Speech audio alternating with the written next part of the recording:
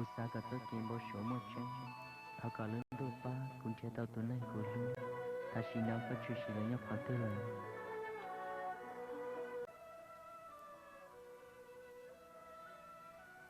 Lại nữa, cái chuyện gia giống cái chợ lừa cái tao hãy cho chơi lại. Cô mà lý tôi sai cái thời kỳ.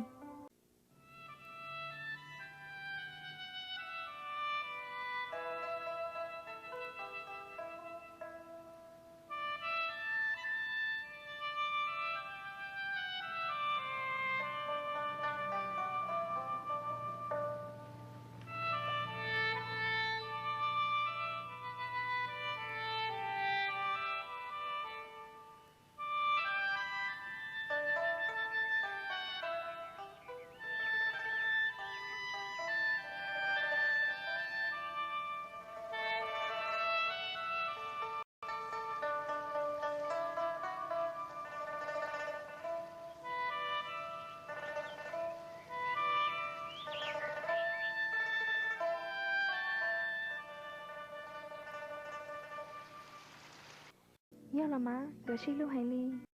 Vì do chú mong mong, lúc tới thảo ô cháu vật đó. Thế xin đầu xin tua, gửi thế này ô xin tao trở lên người cho lưu cho chơi. Gửi thế này tao dạy, ý là muốn kho lợi. Cụ mua lợi.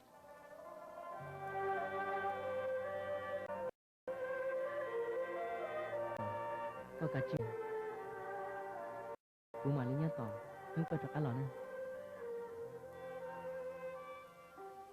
Cơ cả chuyện một chuyện đó.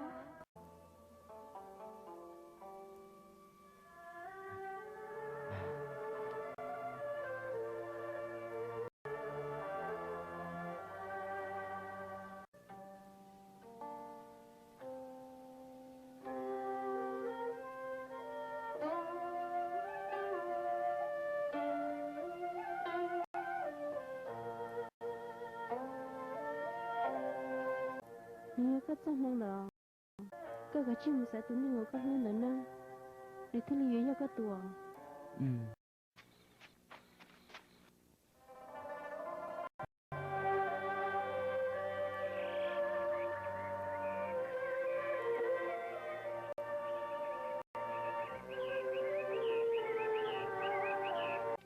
Cụ nhớ cái chấp lời đi.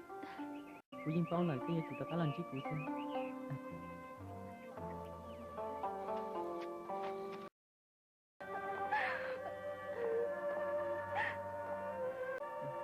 Thảo có chị sáng dậy của mình. Cô hút cơ.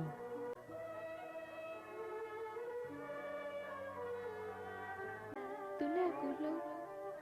Rồi là cụ dạy có một tay thế thì. Vì chúng muốn lưu xin chiếc gì lại. Thọ có một của hai mày. Cụ nhìn rồi này. Tại mày sẽ chị một cái ta của luôn này.